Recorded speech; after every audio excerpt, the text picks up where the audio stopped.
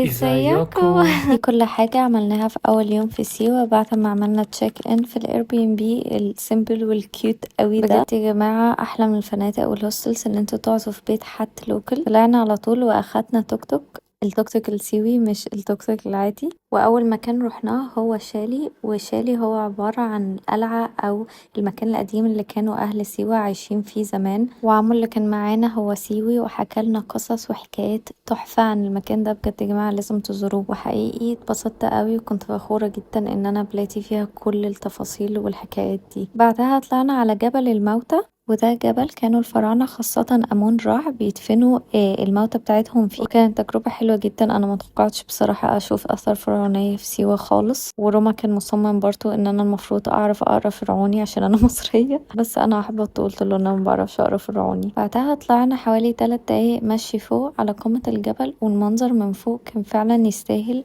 وتقدروا تشوفوا سيوة كلها من فوق، والبحيرات المالحة وكل الحاجات حرفيا اللي في سيوة باينة من فوق. بعدها برضو بنفس التوك توك رحنا على جزيرة فتناس، ودي كانت بجد أحلى ستوب في اليوم كله. حقيقي أنا حبيتها خالص، الهدوء النفسي هناك والمنظر ومنظر المية بجد كان فظيع. وفيها عين مية برضو لو حد حابب يعوم فيها، بس أنا بصراحة ما عمتش فيها. وأخدنا الفلوكة دي في المية عشان نشوف الغروب، ورغم ان كان فيه سحاب فما شفناش الغروب قوي، بس كان المنظر برضو حلو خالص وكان هدوء رهيب. حقيقي انا ما كنتش عايزة امشي من هناك. بس بعد كده طلعنا على اخر ستوب في اليوم، وهي كامب اسمه كامب الماظة. كان بعيد خالص خالص يا جماعة بجد، لدرجة ان الدنيا ليلت واحنا في الطريق. هو الطريق مرعب وطويل شوية، بس في الاخر بتوصلوا الكامب. الكامب ده هو مشهور عشان هو معمول حوالين عين سخنة، يعني المية في العين دي طالعة سخنة. وكمان عندهم عشاء سيوي، عشاء فراخ ورز عادي خالص. والقعدة بالليل تشيل خالص في المكان ده. وختمنا اليوم بان احنا شربنا شاي حوالين النار والقمر. اشوفكم بكرة، باي.